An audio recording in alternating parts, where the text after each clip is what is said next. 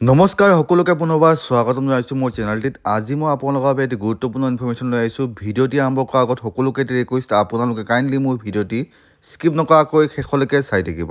দেশৰ পেঞ্চনাৰ আৰু কেন্দ্ৰীয় কৰ্মচাৰীৰ লগতে ৰাজ্যৰ চৰকাৰৰ কৰ্মচাৰীসকলৰ বাবে এক সুন্দৰ খবৰ আহি পৰিছে।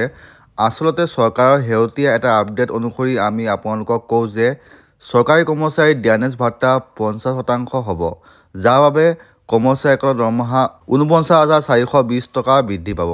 দেশৰ পেঞ্চনাৰ আৰু চৰকাৰী কৰ্মচাৰীসকলৰ বাবে এক সুন্দৰ খবৰ।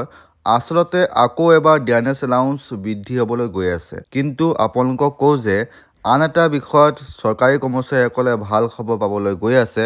প্ৰথমে ডিয়াৰনেছ এলাউন্সৰ বিষয়ে কওঁ।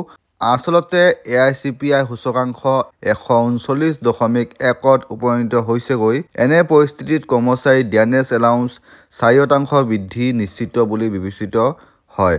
ইয়াৰ পৰা দেশৰ 1 কোটিৰো অধিক কৰ্মচাৰী আৰু পেঞ্চনাৰ লোকে প্ৰত্যক্ষভাৱে লাভৱান হ'ব। DA 50%ত উপনীত হ'ব।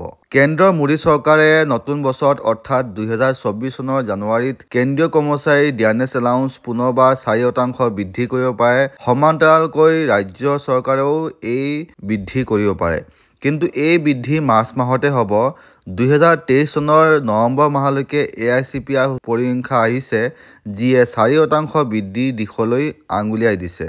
যদি ডিয়াৰনেছ এলাউন্স 4% বৃদ্ধি কৰা হয়, তেন্তে ই 50% পাব।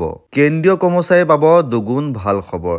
এতিয়া দ্বিতীয়টো ভাল খবৰৰ কথা কওঁ। কেন্দ্ৰীয় কৰ্মচাৰীজনেও ফিটমেণ্ট ফেক্টৰৰ উপহাৰ পাব পাৰে। দীৰ্ঘদিন ধৰি কৰ্মচাৰীসকলে এই দাবী কৰি আহিছে। এতিয়া এই বছৰ ইয়াৰ বৃদ্ধিৰ বিষয়ে আলোচনা পূৰ্ণগতিত চলি আছে।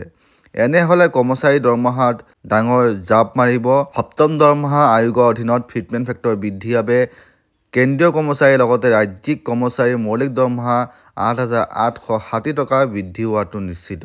শ্ৰদ্ধাৰ আৰু মৰমৰ বন্ধু-বান্ধৱীসকল, আজি ভিডিঅ'টোত ইমানে আছিলে। আজিলৈ এৰিছোঁ, লগ পাম আন এটি ভিডিঅ'লৈ। তেতিয়ালৈকে stay fit, stay healthy. Bye bye. জয় আই অসম, জয় হিন্দ।